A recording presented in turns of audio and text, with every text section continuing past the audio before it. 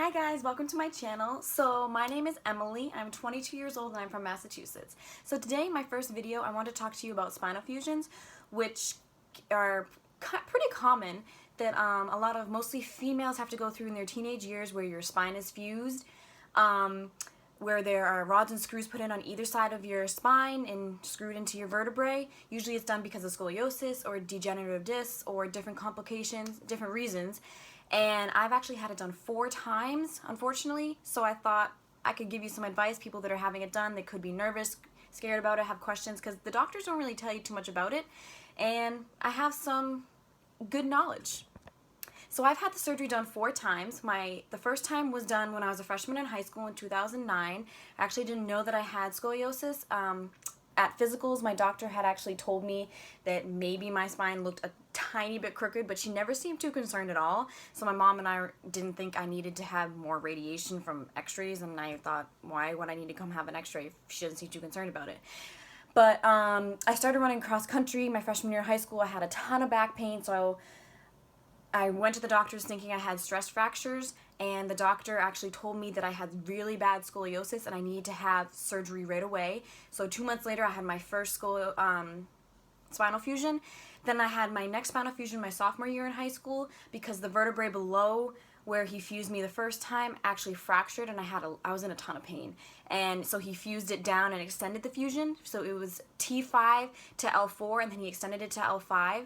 The third time was the same thing happened, because when you have a spinal fusion, your spine only it can't move how everybody else's spine moves from side to side, and you can't move like everybody else's spine because you're fused.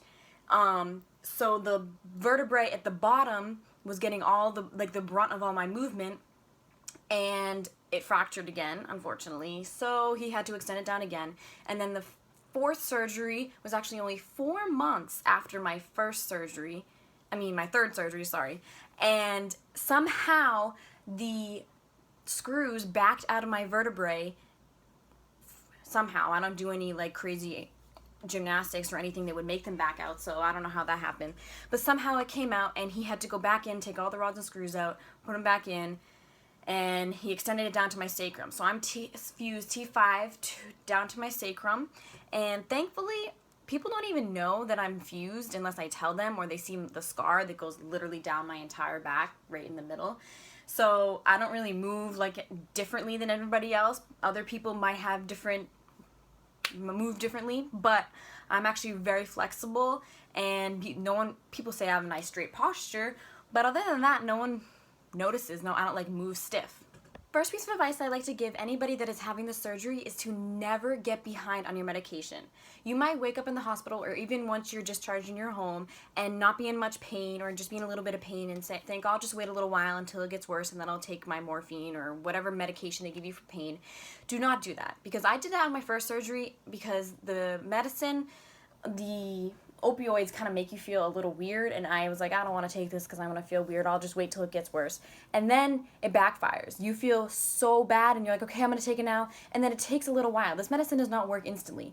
So once you do take it, it takes a little while for it to work, and then you're already in so much pain that it's horrible. So do not wait to take the medicine. Obviously, you need to eventually wean yourself off of it so you're not dependent on the medication, but especially in the beginning, do not wait till it's horrible and then ask the nurse for medication or get the medication. Take it as you're scheduled to need it, or even when it's hurting a tiny bit, take it right away. So the next piece of advice I like to give you is, once you start walking and the nurses want to start getting you up, which is usually the first day after surgery, 24 hours, they want to try to get you up and walking. Do not put it off. Do not tell them you don't want to, because even though you're going to be in an incredible amount of pain, I'm not going to lie to you, you're going to be in a lot of pain.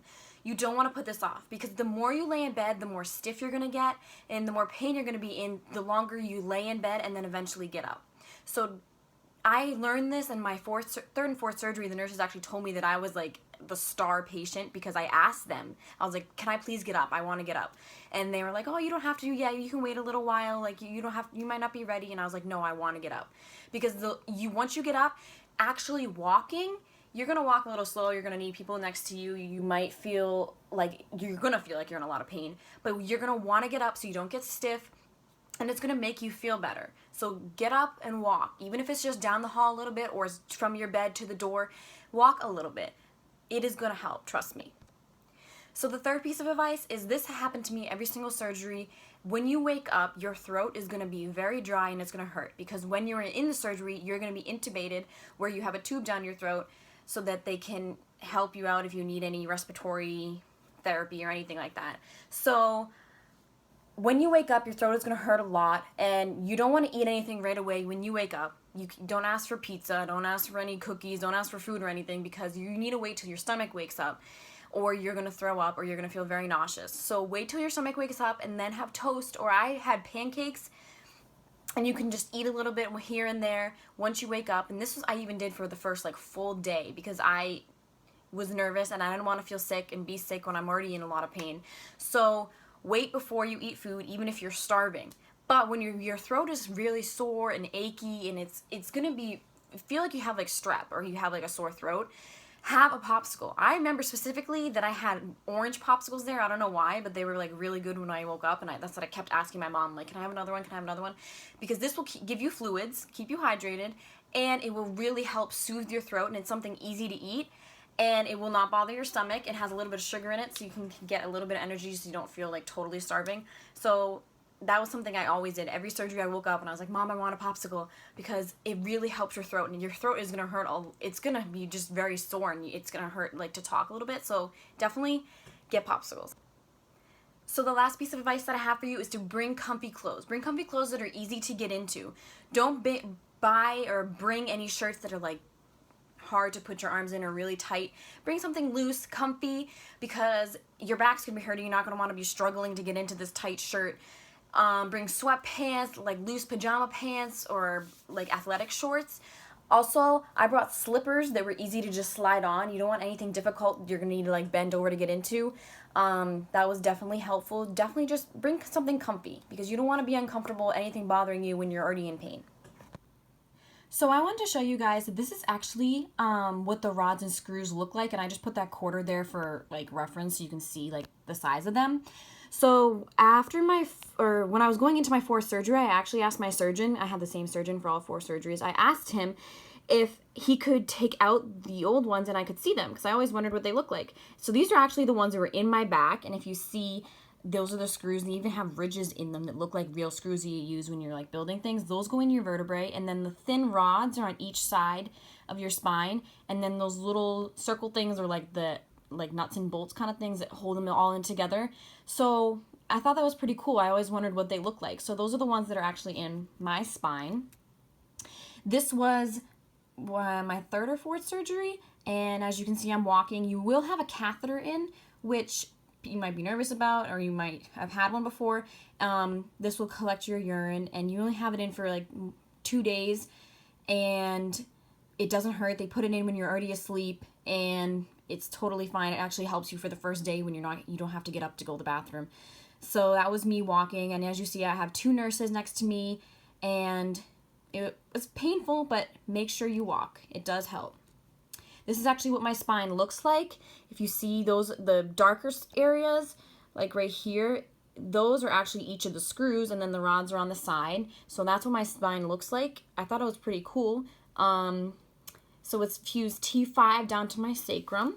So it's actually pretty much, as you can see, like my whole spine is fused, except my neck, and then a little bit after, like below my neck, isn't fused. This was me actually after my 4th surgery. I wanted to remember what I look like, so I asked my mom to take a picture of me, and I look pretty rough. I was in a lot of pain. This was the first time I got up and got into the chair. As you can see, I have a lot of IVs in my arm, tubes there, because I was on like IV medication, morphine, things like that.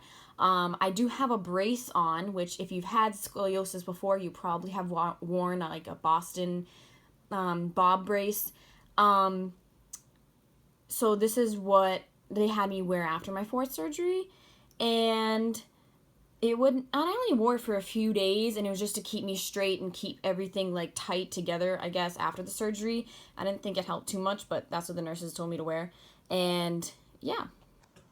Alright guys, that's it for the video today. I hope that this video helps somebody not be as nervous or scared for their surgery, because I know the doctors don't tell you that much, and it can be very scary surgery. So I hope that it helped somebody. If you have any more questions, please comment below and I'll answer everybody. Please subscribe and like, and let me know if you want me to make other videos. I am a nurse. I just finished school, so I could talk to you about that. I could also make makeup videos. I can make other videos about spinal fusions, anything. I could do story time kind of things. I could do question and answers. So just let me know what you want me to make. I hope this helps somebody. And sorry that it's not the best quality, because this is literally my first YouTube video I've ever made. So sorry about that. But just let me know if you want to hear anything else. So comment below and I'll get back to you. Thanks for watching.